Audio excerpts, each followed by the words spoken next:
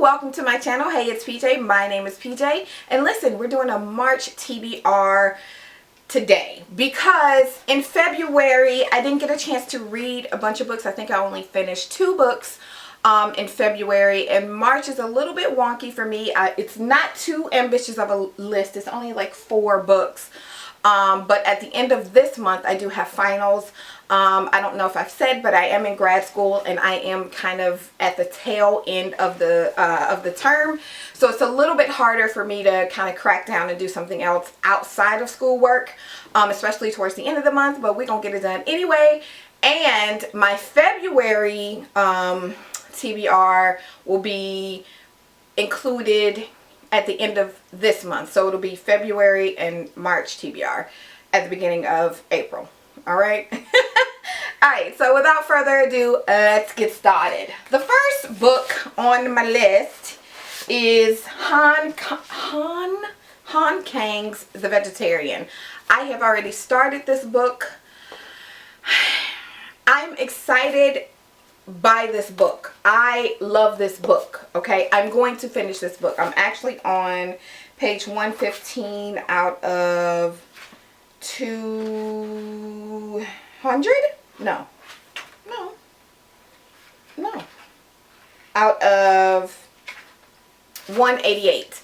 I picked this book up and I put it down. The first chapter shocked me, and it took a while for me to get into the second chapter. Now, this book is about a woman who, her name is Young Hee, and she decides to go vegetarian, and the book basically just tells the story of how her going vegetarian changes the life of her and her family and everyone around her. This book is dark.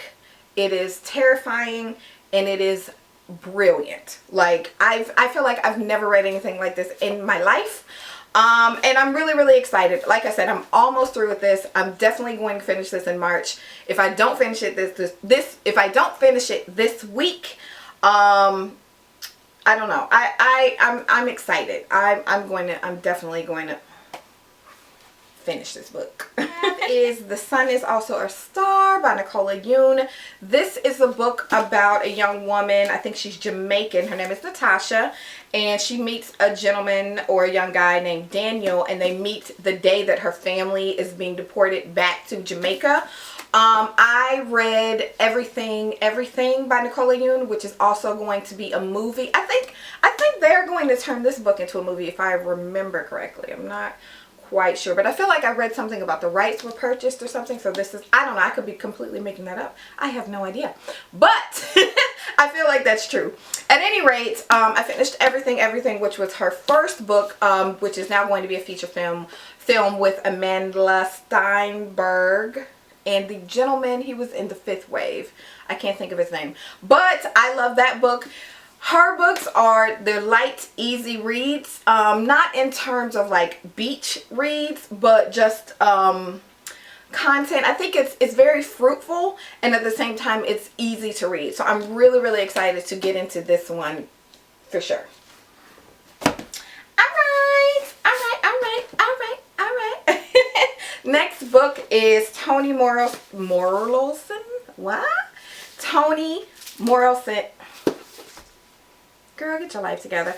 Toni Morrison, A Mercy. I've had this book forever. I'm not even quite sure what it's about. It's a powerful tragedy distilled into a jewel of a masterpiece by the Nobel Prize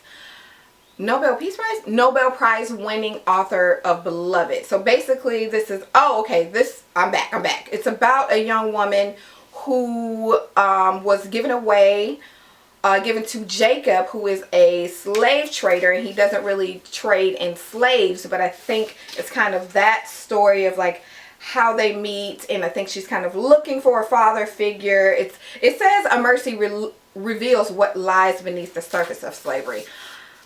Either way, it's a short read. I'm a Toni Morrison fan. It is only 167 pages, so I'm pretty sure that I can tear through this in a day, and I'm really excited about this. I also, and I'll talk about it in my February TBR, I finished Home, which I absolutely loved. So I'm very excited to get into this book.